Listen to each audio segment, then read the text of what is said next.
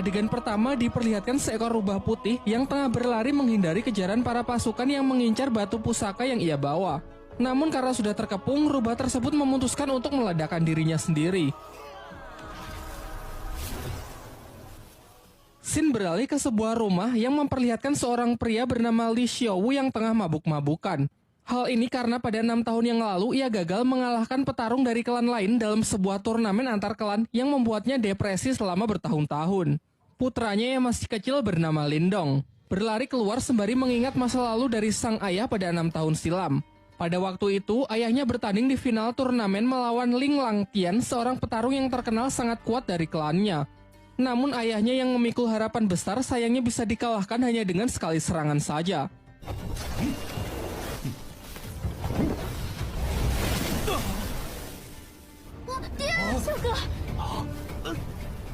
Tak hanya itu, Ling Langtian juga mengambil aura milik ayah Lingdong. Singkat cerita, beberapa tahun pun telah berlalu dan Lindong kini telah tumbuh remaja. Pada suatu ketika, ia terlibat perkelahian dengan sepupunya yang bernama Lingsan bersama teman-temannya yang membuat ia terperosok ke dalam jurang. Dirinya yang sudah terbaring lemas secara kebetulan darahnya menetesi sebuah batu pusaka peninggalan rubah di awal film, membuat batu itu hancur dan ia pun terjatuh. Di dalam gelapnya tempat itu, batu tersebut memancarkan cahaya keemasan yang membuatnya terbangun. Namun saat tersadar ia merasa heran dengan tanda bercahaya yang muncul di telapak tangannya serta luka-lukanya yang sudah sembuh. Saat ia pulang, adiknya yang bernama Qing Tan datang untuk mengajaknya bermain karena tak bisa tidur. Seusai bermain, ia juga langsung pergi. Saat Lindong terlelap tidur, kejadian aneh pun terjadi kembali. Ia bermimpi berada di sebuah dimensi biru gelap yang banyak terdapat pohon bambu. Saat ia masih kebingungan, tiba-tiba ia diserang sosok misterius yang perawakannya sangat mirip dengannya. Pertarungan pun tak terhindarkan, yang memperlihatkan kekuatan mereka benar-benar seimbang.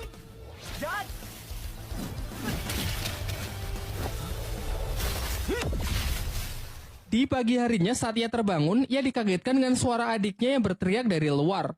Ternyata kelompok Lingsan datang dan mengganggu Qing Tan untuk merebut rumput obat yang ia bawa. Lingdong yang bergegas datang mencoba melindungi adiknya dari anak-anak berandalan tersebut.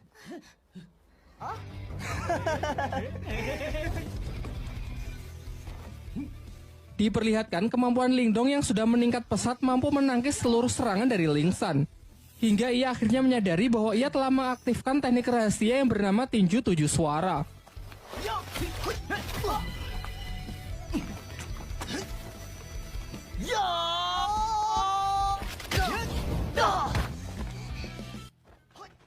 Untung saja pertarungan yang semakin serius itu akhirnya dapat dihentikan oleh kakak Lingsan yang diketahui bernama Lin Hong. Sebelum pergi, ia menginfokan bahwa tak lama lagi akan diadakan turnamen di klan mereka untuk menentukan petarung terkuat di klan Lin. Lin Hong yang sangat percaya diri mengatakan bahwa setelah menang nanti ia akan menikahi Qing Tan.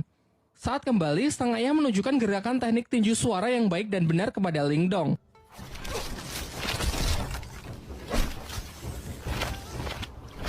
Ia pun berjanji akan melatih Lingdong menggunakan berbagai teknik lainnya guna mempersiapkan diri untuk mengikuti turnamen. Di malam harinya, tiba-tiba Lingdong melihat Qing Tan yang menggigil kedinginan karena auranya yang keluar tak terkendali. Secara mengejutkan, tanda cahaya di tangan Lingdong menyerap aura dari adiknya tersebut dan mengubahnya menjadi 3 mutiara.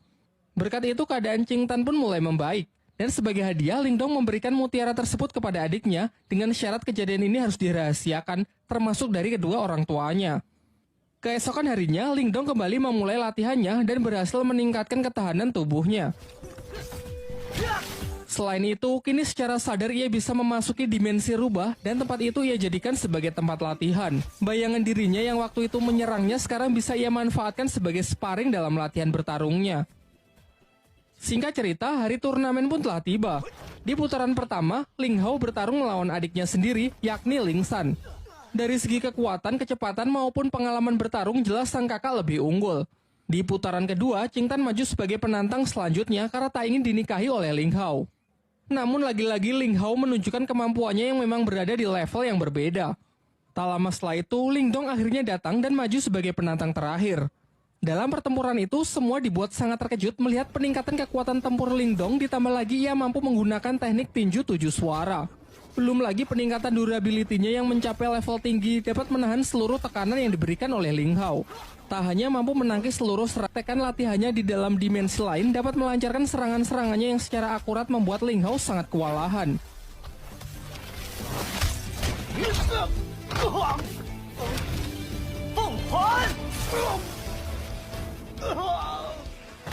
Dengan kemenangannya ini, Ling Donglah yang keluar sebagai juara dan dinobatkan sebagai petarung terkuat di generasinya.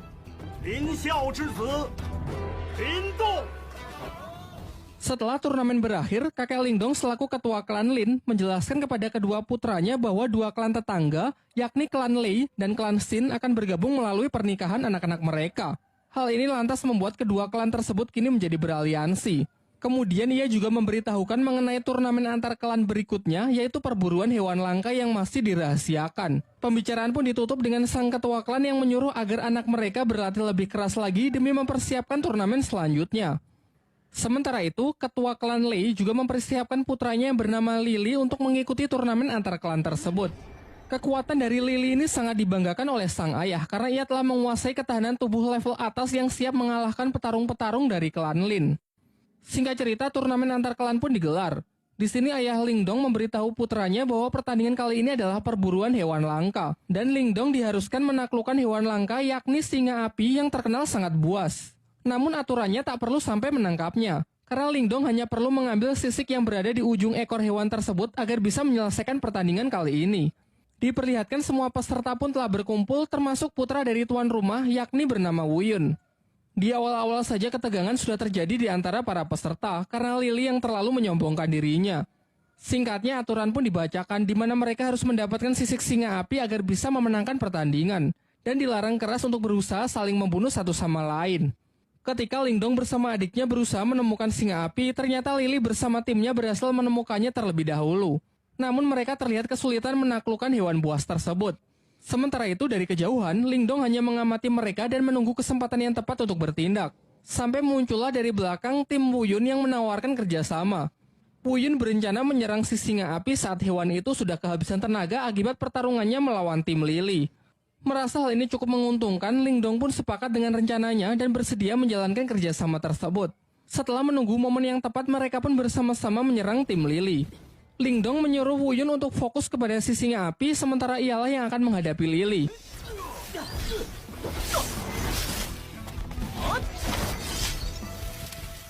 Singkatnya, berkat kerjasama yang baik, Wu Yun mendapatkan kesempatan untuk menebas sisik singa api tersebut dan segera pergi meninggalkan medan pertempuran setelah mendapatkannya. Sayangnya Wu Yun yang terlalu senang akhirnya lengah dan masuk ke dalam jebakan Lily yang sebenarnya sudah disiapkan untuk menangkap si singa api. Saat Ling Dong menyusul, ia terlambat karena Lily sudah mengambil sisik singanya dan dengan kejam menendang Wu Yun hingga terperosok ke dalam sarang si singa api. Ling Dong yang memiliki jiwa setia kawan mengabaikan sisik singa itu dan segera menyusul Wu Yun untuk mencoba menyelamatkannya. Sedangkan Lily bersama timnya telah kembali dan dengan bangga menunjukkan sisik singa api yang telah ia dapatkan. Ia juga menceritakan bahwa Wu Yun dan Ling Dong mungkin tak akan kembali karena sudah mati akibat kecerobohannya terpeleset jatuh ke dalam sarang si singa api. Akan tetapi di tengah ketegangan itu, secara mengejutkan Ling Dong dan Wu Yun ternyata berhasil kembali dengan selamat. Tetapi Lily tetap yakin kalau ialah pemenangnya karena telah membawa sisik si singa api. Di sini semuanya dibuat kembali terkejut melihat Ling Dong dan Wu Yun yang justru membawa dua anak singa api. Kemudian Ling Dong menceritakan mengenai kejadian yang sesungguhnya, mengenai Lily yang sudah melanggar aturan dengan berusaha membunuhnya. Tapi setelah masuk ke dalam sarang singa api, di sana mereka malah menemukan dua anak singa api yang terlantar karena induknya mati setelah sisiknya diambil. Karena merasa kasihan, akhirnya mereka pun sepakat membawa dua hewan tersebut. Kini telah diputuskan bahwa ketiganya berhasil menyelesaikan pertandingan ini dengan baik. Namun tetap saja hanya akan dipilih satu pemenang di mana mereka diharuskan bertarung untuk menentukan siapa yang terkuat dan layak mendapatkan gelar Raja Pemburu. Akan tetapi ketua dari klan Lei yang sangat menginginkan bayi singa api yang merupakan hewan sangat langka, ia pun mengusulkan untuk membuat taruhan dengan pertarungan anak-anak mereka. Kesepakatannya, jika ketua Lei menang, maka bayi singa Ling Dong akan menjadi miliknya. Dan jika ia kalah, ia bersedia menyerahkan pabrik kayu milik klannya. Pernyataannya ini sontak membuat semuanya sangat terkejut karena pabrik kayu adalah aset yang sangat berharga milik klan Lei dan ia mau bertaruh demi bayi singa tersebut. Sempat terjadi kekhawatiran karena kepercayaan diri dari ketua Lei ini bukan tanpa alasan. Putranya tersebut memanglah terkenal memiliki kemampuan di atas rata-rata dari anak-anak lain. Namun Lindong menepis kekhawatiran itu dan siap menerima tantangan yang dilemparkan. Singkat cerita, pertarungan mereka pun dimulai. Di awal, Lily dengan bangga menunjukkan kalau dirinya telah mencapai kekuatan tingkat Yuan duniawi. Namun Lindong juga menunjukkan level yang sama dengan Lily yang membuat semuanya sangat terkejut. Terungkap bahwa ternyata kemarin sebelum berangkat turnamen, sang ayah memberi Lindong Mutiara Yin, yaitu semacam pil penambah aura. Diperlihatkan dalam pertarungan itu mereka pun saling menyerang dan menangkis. Mungkin karena masih belum terbiasa dengan kekuatan barunya, Lindong nampak masih kesulitan saat mengatur pola serangannya. Akan tetapi lambat laun ia berhasil mengendalikannya semakin baik untuk bisa mengimbangi Lily. Sampai ketika Lily menambah kecepatannya, barulah terlihat kembali Lindong yang dibuat kewalahan. Dengan peningkatan kekuatan yang signifikan serta teknik rahasia petir dari klannya yang tergolong tingkat atas, Lily terus melakukan pressing membuat lawannya hanya bisa bertahan.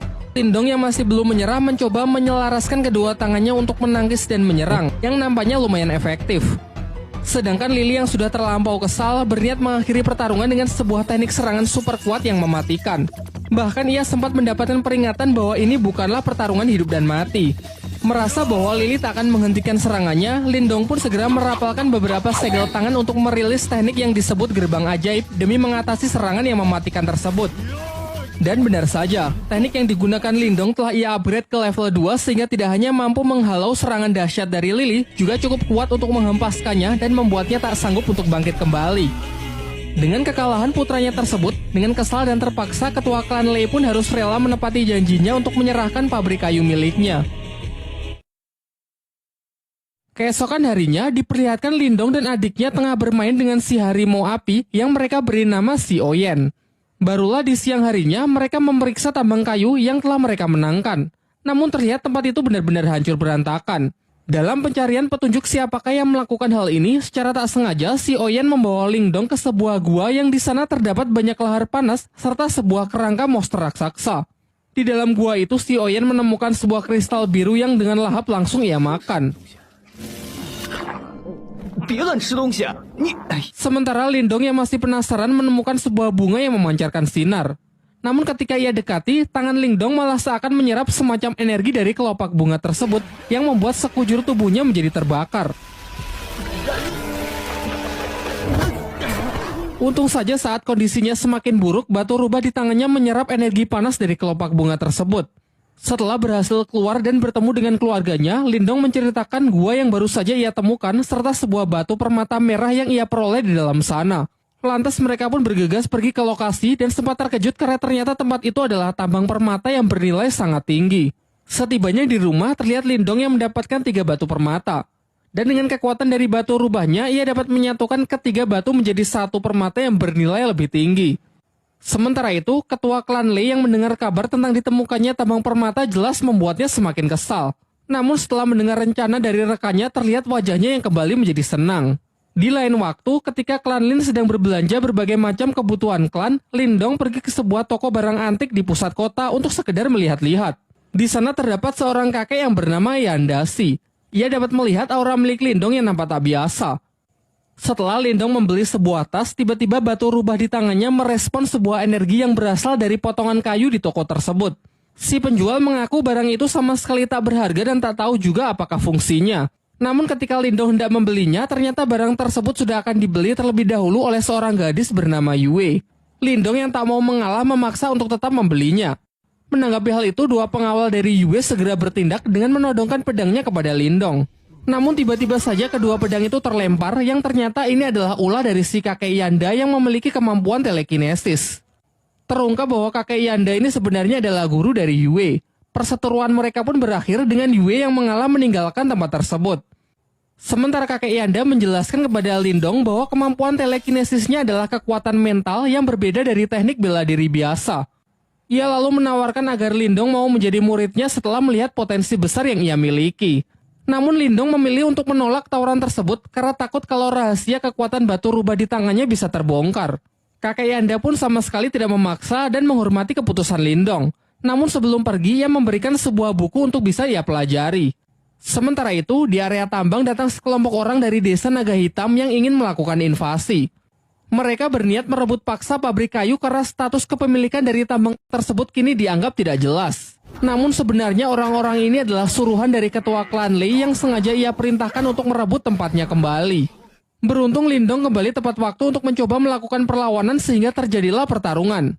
Ketua Naga Hitam pun tanpa ragu langsung menyerang Lindong yang membuatnya terlempar menghantam gerbang masuk di sana. Dengan selubung aura sebagai pelindung, Lindong masih mampu bertahan dan bangkit kembali. Sementara Qing Tan juga membantu dengan melancarkan beberapa anak panah untuk menghentikan orang-orang tersebut masuk lebih jauh. Setelah melihat potensi Lindong, Ketua Naga Hitam segera memperkuat aura untuk membunuhnya karena khawatir jika dibiarkan kelak Lindong akan menjadi lawan yang menyusahkan. Sementara Lindong setidaknya masih mampu bertahan meskipun digempur dengan berbagai macam serangan yang mematikan. Selain itu terlihat juga ia mengupgrade gerbang ajaib ke level 3 yang mampu mengimbangi kekuatan dari lawannya tersebut.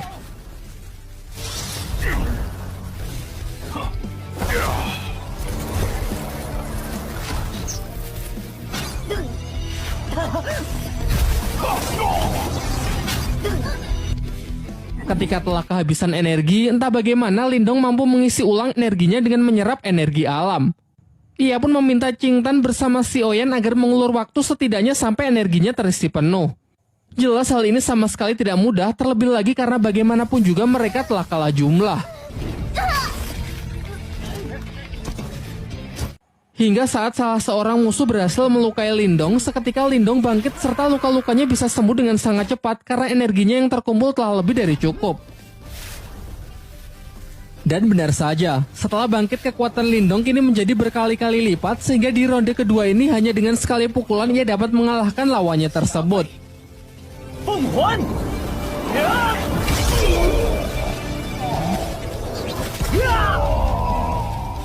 Ketua klan Lei yang mendapatkan kabar bahwa orang-orangnya berhasil dikalahkan sangat terkejut. Terlebih lagi yang mengalahkannya hanya Lindong yang cuma seorang diri. Di malam harinya, terlihat Lindong tengah bermeditasi dengan menggunakan proyeksi astralnya untuk berlatih kemampuan spiritual. Terinspirasi dari kakek Yanda yang ia temui beberapa waktu yang lalu, ia juga mencoba latihan teknik telekinesis dengan mengendalikan benda-benda kecil di tempat tersebut. Selain itu, ia yang penasaran dengan potongan kayu yang telah ia beli tadi siang menyadari kalau benda tersebut memiliki semacam energi yang menyelubunginya. Ia pun mencoba berkonsentrasi, namun energinya masih belum cukup kuat untuk bisa menembusnya. Beberapa saat setelahnya, ia merasakan pancaran energi yang sangat kuat dan bergegas pergi untuk memeriksanya menggunakan teknik proyeksi astralnya. Ternyata energi itu berasal dari kakeknya yang telah berhasil mencapai tingkat Yuan tahap awal. Ia pun lantas segera kembali ke tubuh aslinya untuk menemui sang kakek agar bisa memberikan ucapan selamat. Akan tetapi sang kakek justru menjelaskan bahwa ini hanyalah tingkat Yuan di tingkat awal. Masih ada beberapa tingkat lagi sebelum mencapai tingkat tertinggi. Kemudian ia mengungkapkan bahwa tadi ia sempat merasakan kekuatan mental teknik proyeksi astral yang mendekat, meskipun sesaat langsung menghilang. Namun di sini ia tak tahu kalau kekuatan itu adalah kekuatan milik Lindong. Topik pun berganti. Paman Lindong menyampaikan bahwa tadi ia mendapatkan undangan dari klan Lei untuk membahas mengenai sebuah kerjasama bisnis dengan klan Lin. Singkatnya setelah cukup berdiskusi, mereka pun sepakat untuk menghadiri undangan tersebut. Keesokan harinya, mereka mendatangi rumah utama milik klan Lei. Namun hanya para tetua klan saja yang diperbolehkan untuk masuk.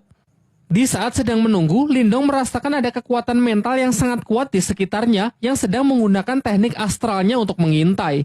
Sementara di dalam ruangan, para tetua klan tengah membicarakan mengenai ajakan kerjasama membangun bisnis untuk keuntungan bersama dengan sistem bagi hasil. Akan tetapi klan Lin keberatan karena dalam kesepakatan itu, ketua klan Lei lah yang akan menjadi pemimpin. Sementara klannya hanya akan menjadi bawahannya saja. Di sini terbongkarlah kedok dari ketua klan Lei yang sebenarnya ingin menjadi penguasa di kota tempat mereka. Perdebatan itu pun semakin memanas yang malah membawa mereka dalam sebuah pertarungan.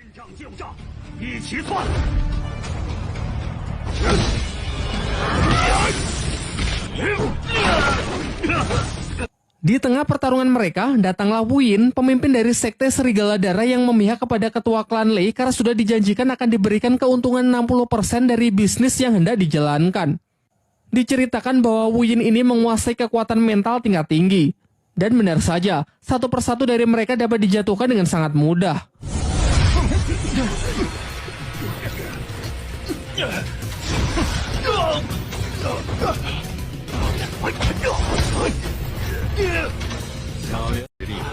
Lindong pun tak tinggal diam, ia berusaha melindungi anggota klannya dengan melawan Guyin sendirian. Semuanya pun dibuat sangat terkejut karena Lindong ternyata juga menguasai teknik mental yang sudah berada di tingkat lumayan tinggi. Mereka lantas bertarung dengan sangat sengit. Terlihat Lindong meskipun masih pemula, ia mampu mengimbangi kecepatan dari Guyin.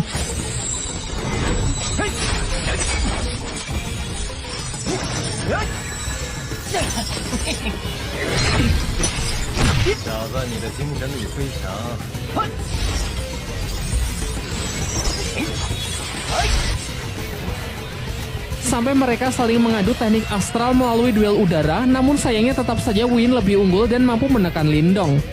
Kembali ke pertarungan dunia nyata, Lindong mencoba melancarkan serangannya dengan beberapa aura jarum, tetapi dapat dengan mudahnya ditangkis yang memperlihatkan perbedaan kekuatan di antara mereka.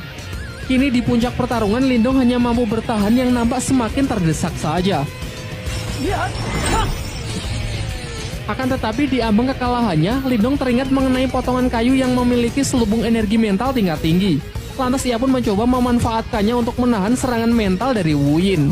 Melebihi ekspektasi, ternyata hal ini benar-benar efektif. Benda tersebut cukup kuat untuk menangkal energi mental tingkat tinggi. Bahkan selain menahan, kayu itu juga mampu menyerap serangan dari energi spiritual yang kemudian ditransfer masuk ke dalam tubuh Lindong.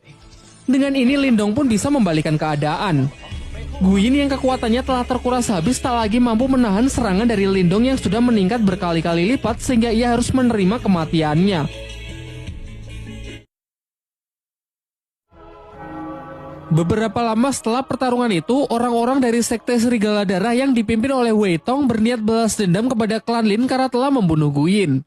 Kakek Lindong mencoba menjelaskan bahwa Guyinlah yang bersalah karena telah ikut campur dan membantu ketua klan Le untuk menindas klannya. Ia pun kemudian menawarkan sebuah jalur damai dengan menanyakan apa yang perlu dilakukan agar Wei Tong bisa melupakan dendamnya tersebut. Wei Tong menjawab bahwa ia mau orang yang telah membunuh Guyin dan tabang permata milik klan Lin diserahkan kepadanya, serta seluruh orang dari klan Lin harus bersedia menjadi budaknya.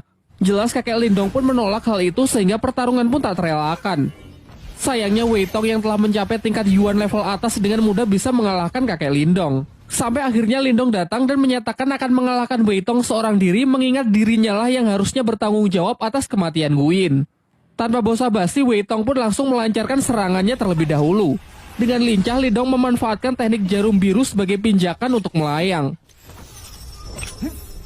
Beberapa tembakan anak panah dilancarkan untuk berusaha menjatuhkan Lindong, termasuk menggunakan anak panah yang dilapisi aura, namun bisa ia hindari dengan sangat mudah.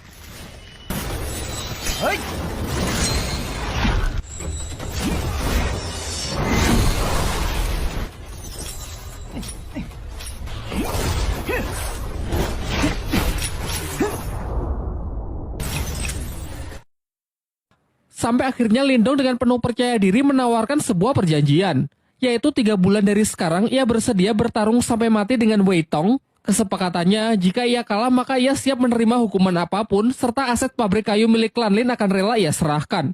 Namun jika ia yang menang, maka masalah balas dendam Guyin akan dianggap selesai. Pada awalnya Wei Tong menolak karena sekarang saja ia bersama pasukannya sudah cukup untuk menaklukkan klan Lin. Namun setelah melihat kemarahan dari Si Oyen serta kemampuan Lindong yang bisa mengalahkan bahkan nyaris membunuh para kroco itu, akhirnya Wei Tong pun sepakat.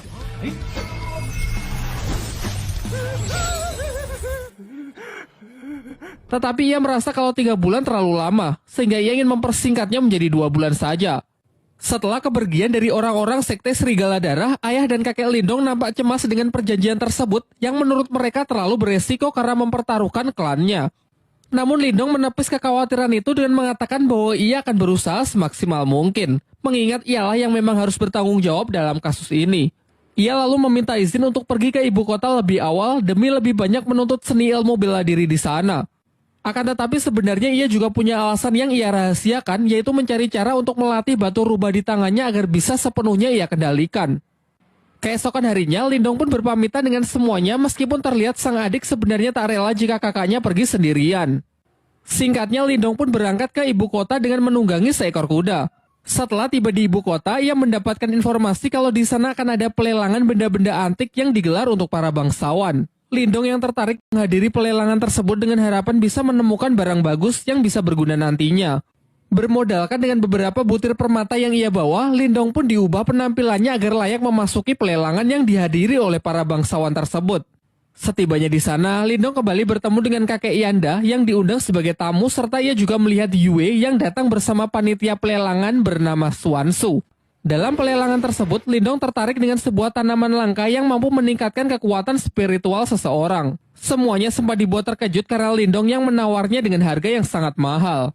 Diperlihatkan, kakek Yanda sangat terkejut karena merasakan energi dari keberadaan Lindong yang benar-benar telah meningkat pesat. Seusai acara pelelangan itu, Xuansu mengajak Lindong pergi menemui kakek Yanda di sebuah ruangan pertemuan. Sebelum berangkat, mereka sempat merasakan kehadiran mata-mata yang sedari awal sudah membuntuti Lindong. Dalam pertemuan itu, kakek Yanda kembali menawari Lindong untuk menjadi muridnya agar bisa menyempurnakan teknik segel kehidupan milik Lindong. Namun dengan sopan Lindong menolak tawaran itu dan menunjukkan bahwa ia telah menyempurnakannya. Hal ini sontak membuat semuanya sangat kagum karena Lindong dapat melakukannya dalam waktu yang relatif singkat. Kemudian barulah dijelaskan bahwa segel kehidupan adalah dasar dari ahli kekuatan mental. Segel ini dibagi menjadi 3 jenis, yakni segel kehidupan, segel duniawi, dan segel surgawi. Segel kehidupan adalah yang paling umum, sementara segel terkuat adalah segel surgawi yang konon katanya memiliki kekuatan di luar nalar manusia. Singkat cerita, Lindong bersedia menceritakan masalah klannya yang sedang bersinggungan dengan sekte Serigala Darah serta kesepakatannya untuk bertarung hidup dan mati melawan Wei Tong. Mendengar hal itu, Xuansu memberitahukan bahwa terdapat sebuah kolam surgawi yang berisikan energi murni yin dan yang dari sumber kolam tersebut. Kabarnya jika seseorang memasuki kolam itu maka dapat meningkatkan kekuatan spiritualnya dan kabar baiknya baru-baru ini ditemukan keberadaan kolam surgawi tersebut, namun sayangnya berada di wilayah perbatasan desa dengan klan lain dan masih menjadi sengketa. Xuansu lalu juga menceritakan bahwa telah disepakati sebuah turnamen di mana pemenangnya berhak mengambil energi murni dari kolam tersebut. Tanpa pikir panjang, Lindong pun setuju untuk berpartisipasi dalam turnamen itu. Di lain waktu, Lindong kembali memasuki dimensi batu rubah, namun anehnya bayangan hitam yang selalu menjadi alat berlatihnya tak lagi muncul. Ia pun mencoba berkonsentrasi untuk menemukan sumber masalah. Dan tiba-tiba di sana muncul sesosok bayangan putih yang tak lain adalah si rubah putih itu sendiri. Rubah putih itu lalu memperkenalkan diri bahwa ia adalah jelmaan iblis celestial yang bernama Marta sekaligus pemilik dari dimensi ini. Ia juga menjelaskan bahwa dahulu ia sangat kuat berkat batu tersebut. Akan tetapi seiring berjalannya waktu, batu itu justru menyerap energi spiritualnya hingga menjadi sangat lemah. Akhirnya ia terpaksa hidup bersembunyi di dalam batu tersebut agar jiwanya tidak lenyap. Marta kemudian menyarankan jika Lindong tak ingin bernasib sama, Lindong harus mengisi ulang energi batu itu dengan energi murni. Seketika Lindong pun teringat dengan kolam surgawi yang kabarnya dipenuhi oleh energi murni. Mengingat kalau di turnamen perebutan kolam surgawi nanti ia tak bisa mengandalkan kekuatan batu rubah karena butuh diisi ulang, Marta pun mengajaknya ke sebuah tempat di mana terdapat benda yang disebut piringan mental. Meskipun benda ini bisa menjadi jalan pintas untuk meningkatkan kekuatan spiritual, namun resikonya juga sangat berbahaya. Yaitu jika dalam prosesnya Lindong tak sanggup menahan rasa sakit, maka kekuatan spiritualnya akan lenyap dan tak akan bisa dipulihkan lagi. Tanpa banyak berpikir, Lindong pun ingin mencobanya dan bersedia menanggung semua resiko yang mungkin terjadi. Dan benar saja, saat proses berlangsung, ia merasakan sakit yang sangat luar bioskop. Sampai akhirnya dengan tekad yang kuat, Lindong berhasil melewati proses tersebut, alhasil kekuatan mentalnya pun meningkat pesat. Setelah itu, Marta menyarankan agar Lindong memakan rumput obat yang ia beli sebelumnya agar kondisi dan energi mentalnya bisa segera pulih. Karena setelah ini ia akan mengajarinya teknik baru yang disebut teknik Borkeong. Keesokan harinya, Lindong datang ke suatu tempat di mana semua orang di pelelangan berkumpul. Di sana datang juga Yue dan seorang pria bernama Liu Yi. Kemudian Xuansu mempertemukan Lindong dengan pemilik rumah pelelangan yang diketahui bernama Xia Wanjin. Ia menjelaskan bahwa Yue, Liu Yi, dan Lindong akan bertanding melawan petarung lain dalam rangka memperebutkan kolam surgawi. Singkat cerita, mereka pun bersama-sama pergi ke tempat turnamen.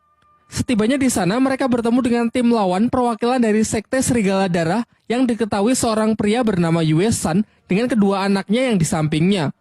Di sebelah kanan ada Yue Feng dan di kiri ada Yue Lin serta di belakang ada seorang petarung bayaran yang bernama Jiang Li. Dijelaskan bahwa mereka ini bukan petarung kaleng-kaleng karena sudah mencapai tingkat